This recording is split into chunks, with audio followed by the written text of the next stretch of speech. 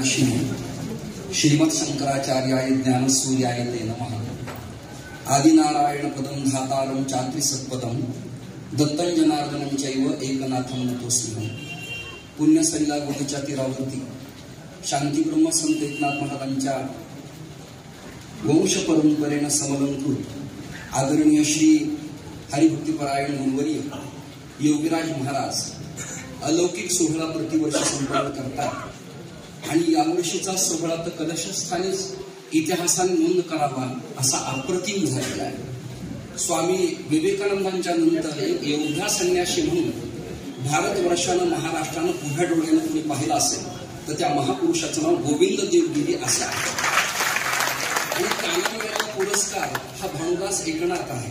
तर मला वाटतं भानु उकारांत शब्द हा भानु प्रत्यक्ष सूर्य आहे आणि ते हिंदुत्वाचे ज्वलंत सूर्य आहेत आणि एकनाथ महाराज विष्णूचा अवतार असल्यामुळे ते गोविंद आहेत असा समन्वयाचा पुरस्कार त्यांना या ठिकाणी दिला। मी हे आनंद शास्त्री जेव्हा पाठशाळेत होते तेव्हापासून निजानंद वेद विद्यालयात मी चैतन्य आश्रमात सातत्याने येत असायचे। तेव्हा श्वेतवस्त्रात आपणही होता आणि श्वेतवस्त्रात मीही होतो। त्यापूर्वी अनेक वेळेला आपण भेटलो आलो आणि गेलो। मंठापासून ते शिरूपर्यंतच्या अनेक आपल्या कथेत मला कीर्तन करण्याचा सुयोग आला। पण एक मुंडीत योद्धा संन्यासी भारतासाठी काय करू शकतो याबद्दल मी बोलत राहिलो तर तुमच्या सगळ्यांचा वेळ वाया गेल्यासारखं वाटेल, त्यामुळे अधिक बडबड करणार नाही। पण या भगव्याचं एक वैशिष्ट्य मी सांगतो। एकदा विवेकानंद शिकागोच्या धर्म परिषदेला पोहोचले होते। माय ब्रदर अँड सिस्टर ही उद्घोषणा झाली, टाळ्यांचा कडकडाट झाला। त्या क्षणात तुटले लाख मनाचे बंध, लागला जीवाला छंद विवेकानंद। असा योद्धा संन्यासी विवेकानंद पुढे सरसावले। एक मुलगी आली, ती परप्रांतातल्या शेक्सपियर कॉस्मादी गर्डाच्या विचारानं जरा वेडीपिशी झाली होती। पळत पळत आली, स्वामीजींना तिने प्रार्थना केली, मला असं वाटतं की तुमच्यासारखा पती मला असावा आणि तुमच्यासारखा मुलगा मला व्हावा। स्वामीजी थोडं स्मित हास्य करत हसले, मागे सरकले, पुढे पुन्हा आले आणि त्या मुलीला म्हणाले, तुझी भावना उत्तम आहे पण जागा तुझी जरा चुकल्यासारखी वाटते। माझं थोडं तू ऐक, मी काशाय वस्त्रातला रामकृष्ण परमहंसांचा यती वस्त्रातला एक यती संन्यासी आहे आणि गीतेपासून ते इंडियन फिलॉसॉफी पर्यंत सगळ्या जगाला तत्वज्ञान देण्यासाठी मी कॉलेज स्टुडंटला भेटत राहतो आणि तू मला म्हणतेस लग्न करा। तुझी भावना चांगली आहे पण वेळ तुझी चुकतीये, जागा तुझी चुकतीये। माझं एक काम कर, आम्हा संन्याशांना शंकराचार्यानं आणि धर्म परिषदेनं असं शिकवलं की परस्त्रियांना माते समान मानावं। त्यामुळे तुला मी प्रार्थना अशी करतो, तुझं माझं लग्न व्हावं, मग प्रपंचाला सुरुवात व्हावी, माझ्यासारखा मुलगा व्हावा। त्या प्रदीर्घ प्रवास करण्यापेक्षा एक काम कर, मी तुझा मुलगा आणि तू माझी आई हो असा स्वामी श्री गोविंद देवगिरी आहे। ईश्वरजी व्यासांचं नाव उभ्या महाराष्ट्राला पूर्वाश्रमीचं ठाऊक आहे। पूर्वाश्रमीचं नाव घेऊ नये याचंही मला ज्ञान आहे, परंतु या नावानं महाराष्ट्रात आपण किती यती नावं बदलले तर लोक जुन्याच नावानं ओळखतात। उदाहरणार्थ वासुदेवानंद टेंबे स्वामींना टेंबे स्वामीच म्हणाले, बालगी उतुरकरांना नारायणानंद सरस्वतीच्या ऐवजी ते उतुरकरच म्हणाले। कराडकर बुवांनी संन्यास घेतला, ते करवीरला शंकराचार्य झाले तरी लोक कराडकर बुवाच म्हणायचे।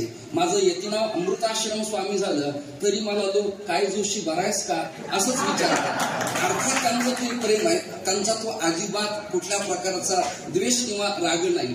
आज श्री योगीराज महाराजांच्या अंगावर भगवं जाकीट पाहून मला एक वेगळीच ऊर्जा मिळाली। ऐका ना प्लीज, दोन संन्याशांच्या मध्ये बसलेला हा ग्राहस्थ आता अयोध्येच्या या पराक्रमापासून भगव्याकडे आकृष्ट झाला आहे। आणि ऐका पुढचं ऐका, मग टाळ्या द्या ना, तुम्हाला वेळ देतो मी। अंगावर खाली ऐका ना जरा, अंगावरती श्वेत वस्त्र आहे पण पुढे जाकीट घातलंय, याचा अर्थ काय तर नाथ संप्रदायाने आपल्या पैठणकरांनी आपल्याला असं शिकवलं, शांती ब्रह्म एकनाथ महाराजांनी भगवं हे त्यागाचं प्रतीक आहे आणि पांढरं पावित्र्याचं प्रतीक आहे। पांढरं आणि भगवं एकत्र आलं की क्रांतीचे विचार, शांतीचे विचार महाराष्ट्राला पैठणातून मिळतात। काही कोणाकोणाची नावं घेऊन कल्याणजीला स्वर या गाण्यातला पुरस्कार मिळालाय। काही लोक अनुकारानं गातात, काही लोक आकाराने गातात, काही लोकांना नोटेशननी म्हणावं लागतं, काहींना आकाराने गावं लागतं। अगदी मधुसूदनजींच्या पासून ते खंडाळकरांच्या पर्यंत कल्याणजीला त्यांच्या बालवयात मी इंद्रायणीच्या तीरावरती तानपुऱ्यावरती स्वर छेडताना अनुभव दिलाय. तुषारजी उपस्थित आहेत, आमचे जळगावकर आहेत, नारायणगडचे मठाधिपती प्रेममूर्ती शिवाजी महाराज आहेत. जे निवेदन करतायत ते राठीजी अत्यंत मिठास आणि पवित्र गोड बोलणारा मनुष्य, जुन्या कीर्तनकारांच्या पैकी आदरणीय दिनकर महाराज हे पितृस्थानी आहेत, मोठा ज्ञाता पुरुष आहे. राम महाराज इंजूरके आहेत, आदिनाथ महाराज शास्त्री जे आहेत, भरत महाराज पाटील खानदेशातून आहेत, आदरणीय अशोक महाराज आहेत. आमच्या काकांचे चिरंजीव श्री गोविंद महाराज माझ्या मागे बसलेले आहेत. 2 गोविंदा म्हणजे माझा हा अमृत योग आलेला आहे आज. माझे मित्र नामदेव शास्त्रींना काही व्यापामुळे त्यांना जावं लागलं, परंतु हे सगळेजण प्रतिवर्षी या ठिकाणी येतात. कुणाच्या पुरस्काराचं वर्णन करू. विश्वनाथ महाराज वालिंगे पाया पडताना स्वामी सहज बोलले, तुम्ही विश्वनाथ. खरंच आहे, मलंगडला परधर्मीयांच्या एवढ्या मोठ्या गडबडीत हिंदुत्वाचा झेंडा रोवणं हे काम सोपं नव्हतं. परंतु आता आचारसंहिता एका नेत्याच्या पाठीमागं पाठला करून त्यांनी काम एवढं जोमानं केलं की तिथे भगवा ध्वज फडकला. आदरणीय स्वामी महाराज, तुमच्याकडे पाहूनच आम्ही हिंदुत्वाच्या गप्पा बोलणं, मीडिया तंत्र लोक अंगावर घेणं सातत्याने करतो. तुमच्या सगळ्यांचा कृपा आशीर्वाद आम्हा सारख्यांना असणं अत्यंत गरजेचंच आहे. तुम्ही कॅबिनेट लेवलला आहे, राज्य लेवलला आम्ही काम करतो. राज्य जेव्हा अडचणीत येतं तेव्हा कॅबिनेटने आशीर्वाद द्यावे लागतात. मथुरा तुमच्याकडे आहे, जिथे योद्धा नाही अशा अयोध्या तुमच्याकडे आहे.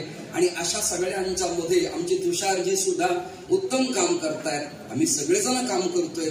बसलेले सगळे हरिभक्त, माता भगिनी, आबालवृद्ध, मीडिया तंत्र, निवेदक, सूत्रसंचलन, आयोजक आणि सगळे पूजक यांना खूप खूप धन्यवाद देत योगीराज महाराजांच्या जीवनामध्ये व्याकरणाच्या नियमाप्रमाणे युज धातूचा अर्थ जोडणे, त्या माणसाने खूप लोकांना जोडलंय. आणि जो जोडतो ना तो अटलजींचा नदीजोड प्रकल्प एकदा झाला की भारत जसा सुखात राहिला तसं योगीराज महाराज समाजाला जोडताय. आणि त्यांनी आमच्या विघटन झालेल्या सगळ्या परंपरेला एकत्र आणलं. यापेक्षा वेगळं सन्मानपत्र लिहिण्याची काय आवश्यकता आहे. जास्त बोलणं धर्मपीठावरती योग्य नसतं, म्हणून माझ्या शब्दांना आम्ही विराम देतो आणि दत्तात्रय जनार्दन स्वामी एकनाथ महाराज की जय.